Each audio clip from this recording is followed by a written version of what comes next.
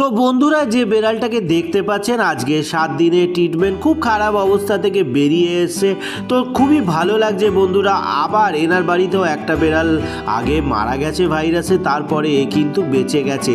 তো সেটাই ভালো লাগে, একটা বাড়িতে সবাইকে না পারা যাক, একজন দুজনকে কিন্তু বাঁচিয়ে যাওয়া যাচ্ছে, সেটাই ভালো। আর বুঝতেই পারছেন আমি কতটা এক্সাইটেড। তো যাই হোক, আজকে 7 দিনের ট্রিটমেন্টের পরে এ ভালো হয়ে গেছে, কিন্তু বলেছি ভ্যাকসিন করাতে হবে, কৃমির ওষুধ খাওয়াতে হবে। অবশ্যই একে কৃমির ওষুধ দিয়েছিল, কেননা এর কৃমির প্রবলেমও ছিল। তো যাই হোক, ভালো হয়ে গেছে।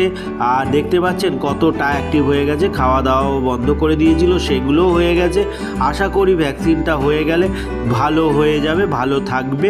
সেই জন্য বলবো বন্ধুরা, যদি আমার চ্যানেলটাকে ভালো লাগে অবশ্যই সাবস্ক্রাইব করে আশীর্বাদ করে পাশে থাকুন, আর বন্ধুদের মধ্যে শেয়ার করে দিন। বেড়ালের ভাইরাস হলেও কিন্তু বেড়ালদের বাঁচানো যায়, এটা